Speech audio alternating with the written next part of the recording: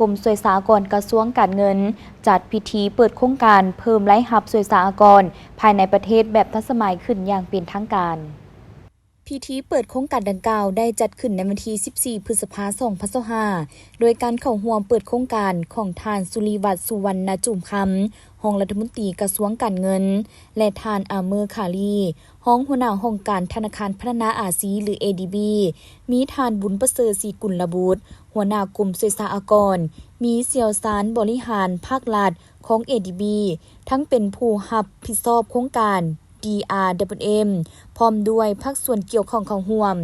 ในพิธีท่านรองรัฐมนตรีกระทรวงการเงินได้ขึ้นกล่าวมีคำเห็นว่าโครงการเพิ่มรายรับสวยสหกรณ์ภายในประเทศแบบทันสมัยหรือเอิ้นว่า DRWM เป็นโครงการยุทธศาสตร์หนึ่งของรัฐบาลเป้าหมายสุ่มใส่การสร้างความเข้มแข็งทางด้านการเงิน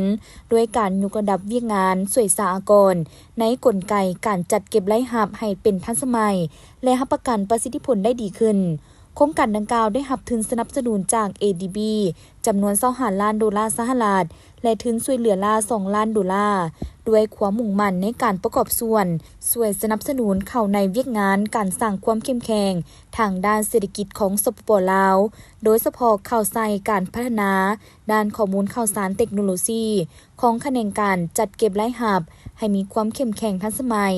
ซึ่งสอดคล้องกับแผนยุทธศาสตร์แห่งชาติของรัฐบาลในการเพิ่มรายรับภายในประเทศลดผ่อนหนี้สินสาธารณะ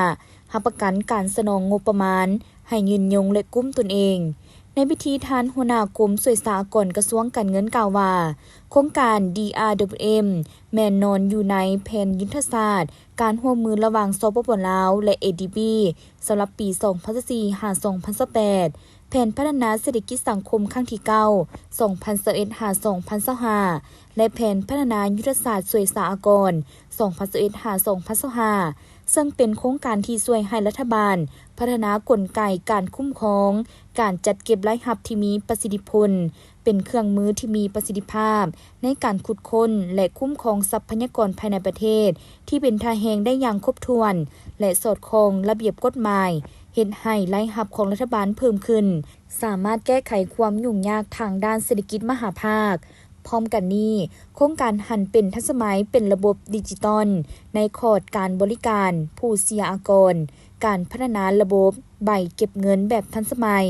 การปรับปรุงระบบการวิเคราะห์ข้อมูลและการพัฒนาศูนย์ฝึกอบรม